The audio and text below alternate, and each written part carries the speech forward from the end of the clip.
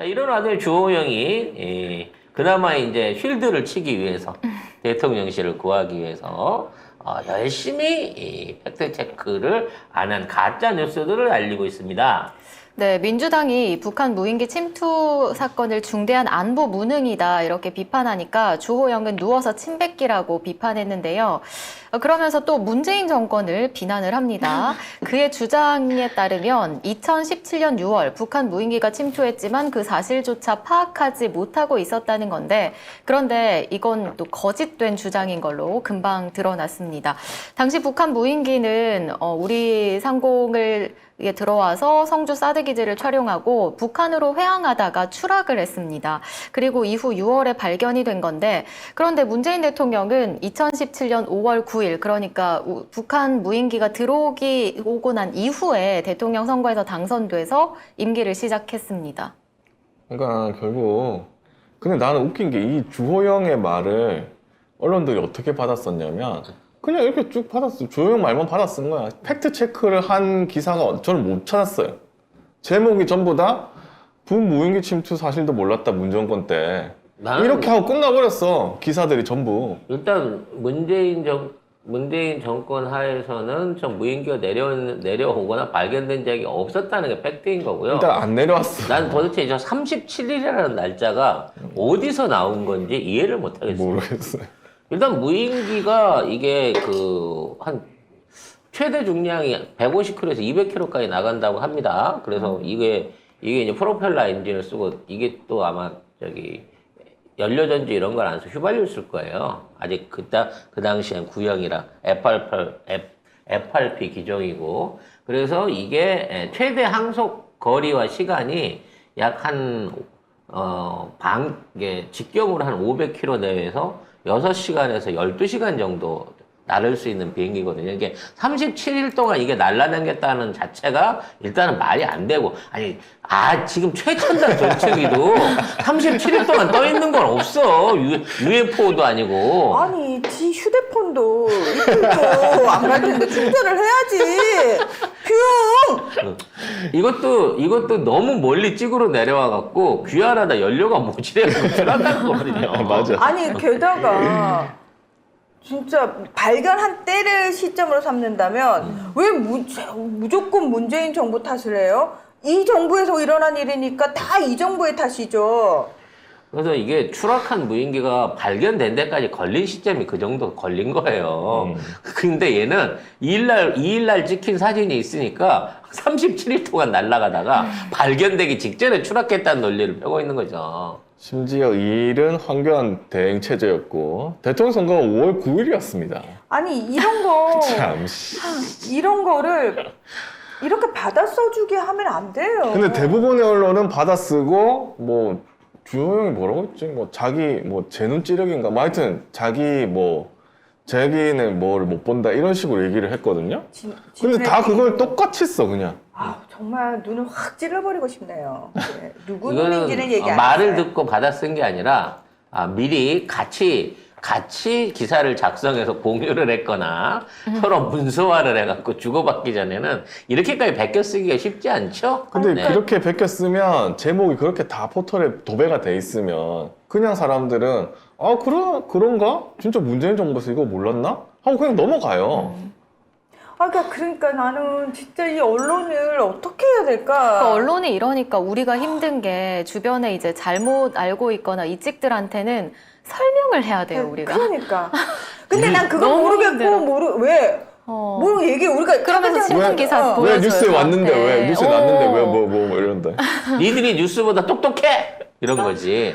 그리고 한 군데서도 아니고 온통 언론이 다 그렇게 보도하잖아라고 얘기를 하는 거예요. 이와 관련해서 윤석열의 놀라운 태도입니다. 네, 한경에 난 기사인데요. 네, 경이 최근 참모들에게 고민을 털어놨는데요. 실제 전쟁이 나면 과연 대한민국 군대를 믿을 수 있겠느냐라는 취지입니다. 야, 너는 네가 대한민국 국군 통수권자야! 어떻게 그런 거는 대통령이- 기시다나 김정은이 할 얘기지.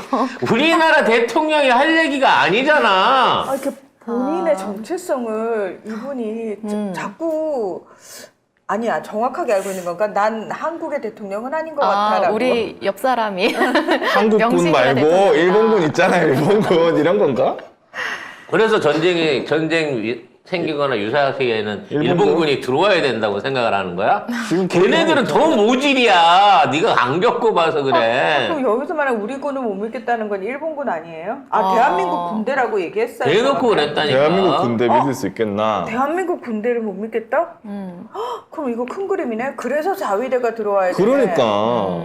이렇게 논리를 끌어가고. 아니 어이가 없는 게 이종석 국방부 장관을 향해서 뭐 군의 기강 회의와 훈련 부족을 질책했다 뭐 이렇게 얘기를 하는데 지가 임명한 사람이잖아. 이건 국민이 대통령을 향해서 이 얘기 해야 되는 거예요. 어떻게 이렇게 자기가 무슨 판사야? 그리고 왜 자꾸 기강회의와 훈련 부족을 군생활 한 번도 안 해본 지가 얘기를 하냐고. 근데 원래 군생활 안 해보는 사람들이 이런 그리고 말 자주 합니다. 군에 가서 훈련을 어떻게 하는지 알기는 알까 얘? 아, 못하지. 얘 전방 가서 총 쏴보라 그러면 이명박이처럼 이렇게 개머리판에 이렇게 대고 쏠 놈이야. 날아가겠는데? 그때 땡겼어야 되는데.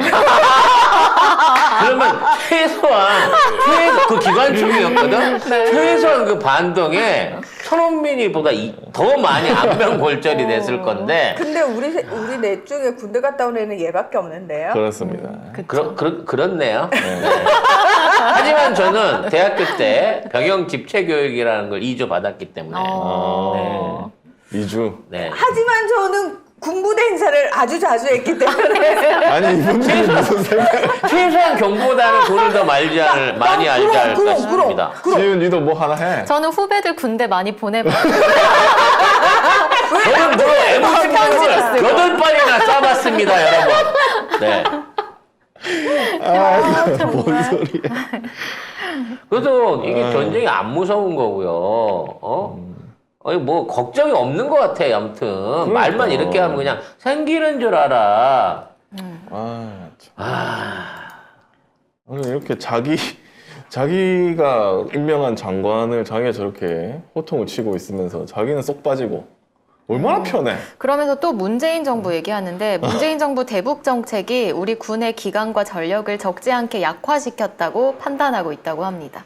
그때는요, 북한군이 모종의 군사 도발하면 지금처럼 심각하게 한 것도 아닌데, 방사포 뚜껑만 열려도 진짜 우리 부대에서 확인하고, 폭격한다고 비행기가 뜨고 그러던 시절이에요. 저쪽에 미사일 한 발 쏘면 우리 5발씩 쏘던 때야, 현무 미사일. 맞아. 그것도 바로바로 1시간 안에. 왕이 부장 앉혀놓고도 미사일 썼던 사람인데 문재인 대통령이. 왕이 부장 앞에 앉혀놓고 신무기 5종 세트 바로 선물로 보여준 사람이야. 에이구. 그래놓고 문재인 정부를 탓하고 있습니다. 아이, 진짜. 근데 군도 이 정도면은 이렇게 개무실 당하면은 이게 뭐 그게 없나? 배알도 없나? 군은? 네. 저기 배알 있는 사람 찾아보세요. 내부적으로 부글부글 할 것 같아요. 이미 이제 군 내부 안에서도 이런 식으로 서로 이제 이 편가르기 시작됐잖아요. 이렇게 되면 군인들도 어떤 내부적인 계파가 다시 되살아나가지고 금방 이게 정치군이나 됩니다. 이미 이종섭, 이하, 김영현 관련된 그쪽 애들이 지금 요직들을 이제 검사직들 독직하듯이 주요 요직들을 차지하려고 할 것이고요. 그런 내부적인 반발 때문에 군대 안에서 또 내부적인 갈등이 일어나고 상명하복 일어나고 그러면 진짜 언제 군에서 어떤 정말 생각하기 싫은 사태가 생길 수 있다라는 것도 충분히 가능한 거예요. 아니, 근데 그건 너무 지금 우리나라 상황에서는 사실 저는 말이 조금 실현 가능성이 그렇게 극단적인 상황까지 벌어지기가 쉽지 않은 게, 예를 들어서 정치적으로 계속 불안정한 상황이 지속되어 오던 나라는 지금 송 작가님 말씀하신 그 상황까지 충분히 가고 그래서 군부 쿠데타가 계속 벌어지는 거잖아요.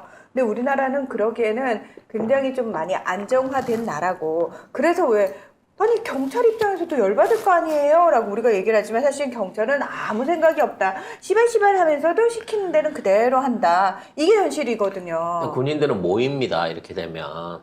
아니 군대 안 다녀오셨잖아요. 지금 대한민국 안에서 혹시 쿠데타가 일어난다면 한 3개 부대 정도만 동원되면 사실상 부대가 일어날 수 있어요. 근데 아니에요. 군부 쿠데타는 대한민국 상황에서는 아니에요. 일어날 수 없고 어쩌다 정말 불만을 가진 쿠데타가 사람이 아닌 군에 불만을 가진 세력들이 어떠한 형태로든지 정부 정복 내지는 이 맞나? 권력을 잡겠다는 게 아니라 군사적 행동을 할 수도 있다니까. 아니요. 나는 그 선까지는 안 가길 바라지만 군대도 참는 데가 한도가 있을 거예요. 지금 이대로 가게 저는 되면. 그렇게 생각하지 않습니다. 저는 전혀 그런 움직임 없다. 경찰 그런 움직임 없다. 공무원들 부글부글 없다.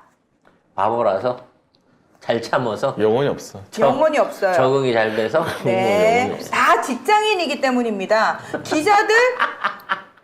기자들 보십시오. 우리가 기레기 하는데 다 난 기레기 아니지라고 다 생각하고 있어요. 그리고 정말로 기자들이 댓글 하나 신경 안 써요. 왜? 그냥 걔들은 자기 월급 나오는데 충실할 뿐이에요. 언제 대한민국 쿠데타 가능성에 대한 시나리오를 한번 해놨고 이상한 거 자꾸 보지 마시고 듣지 마세요.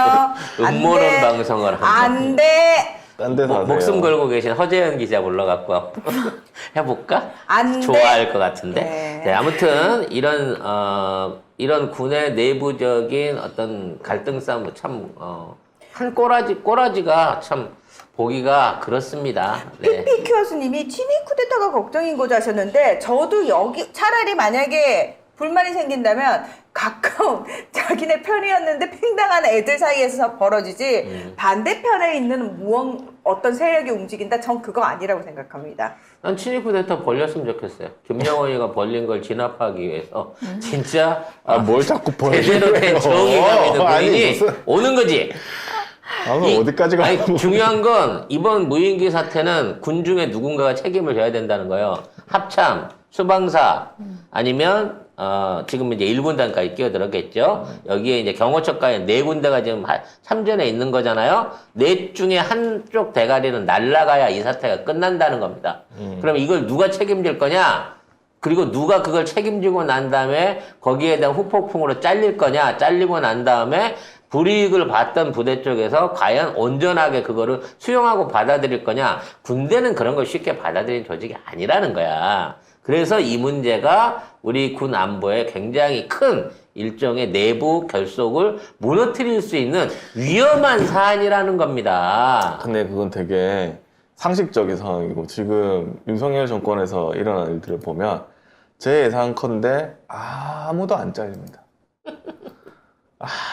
아무도 안 잘립니다. 내가 보기엔 대통령실은 안전할 것 같고요. 없었던 일처럼 그냥 쓱 덮고 지나갈 겁니다. 결국은 1군 단장 휘하에 있는 당시에 당직 사병이 이 모든 걸 책임을 져야 되겠죠. 네. 당직 사병이요? 네. 밑에 놈부터 이제 병장이나 뭐 상병 이런 애들이요? 그 실무에 당시에 아니면 조금 올라서 라인에 뭐 있어야 될 부사관 테니까. 정도? 부사관들이요? 뭐 그 정도? 대충 그 정도지. 별을 우리가 안 떠요. 용산구청장 안에서 끊어내려고 하는 것처럼 거기에서도 밑에서 자르겠지. 바풀떼기 이상 안 올라오고 음. 대충 막대기 쪽에서 끝내고 말라고 할 수 있겠죠.